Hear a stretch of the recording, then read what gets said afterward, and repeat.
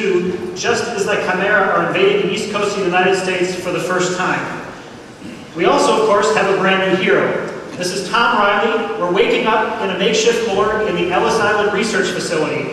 Not quite the Ellis Island we know, but in the Resistance universe, a place where the human army is researching Chimeran technology to use in the war. Tom is a fireman, a typical New York City fireman, who's swept up in events, and the story takes him from humble hero to folk hero of the entire Resistance. And of course, he has his typical fireman's tools at his disposal. Right, so Tom Riley's weapon of choice is the fire axe. You can easily access that using the R button. But the other thing you can do is taking advantage of the PlayStation Vita. You can actually put a virtual button on the front screen, so that fire axe is always available.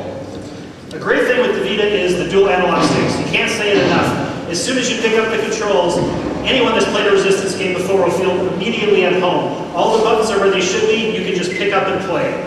And of course, axing crates is one thing, but axing the Chimera is a hell of a lot more fun. So we bring back some classic enemies like this Chimeran hybrid, but we also introduce new enemies later on of all shapes and sizes. We also introduce new weapons. Here we have a CFG, or a cluster fire gun, a new piece of Chimeran technology, and Frank will find some willing targets and put it through his paces. Alright, so we've got some drones here. Using the L button, and iron sight in, take them out pretty easily. But no resistance weapon would be complete without some alt-fire capabilities. Taking advantage of the front touchscreen, I can lock in some targets, fire some homing rockets. All the weapons in the game have really unique and innovative ways to use the Vita technology to drive the alternate fire modes. We're only showing you a few today, but there's a lot more surprises in store. We also have, bringing back a fan favorite weapon, the carbine. This is your nice, accurate, reliable weapon, packs a punch.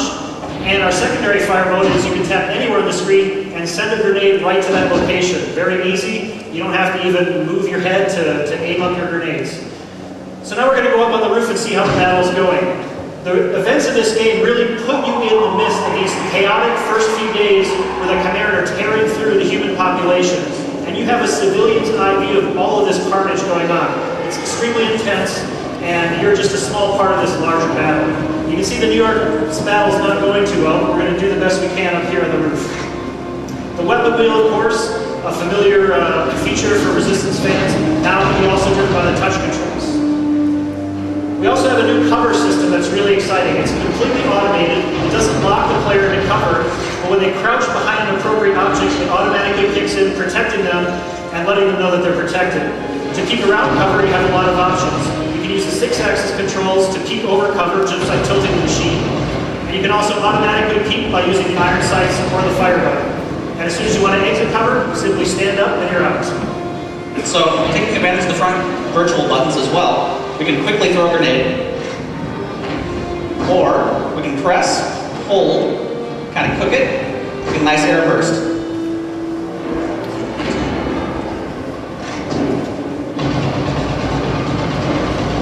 So we've taken care of this group of enemies. We're going to move to the next station, and we're going to show you one more new weapon today. This is the Chimeran chain gun. It's a brutally deadly weapon once it spins up at close range.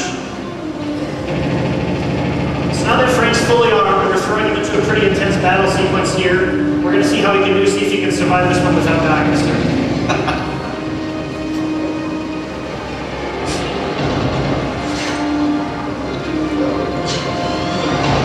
As you can see, the battles are intense, lots of enemies on screen, great visuals. The Vita is a perfect platform for making a really immersive first-person shooter experience that will please any fan of the genre.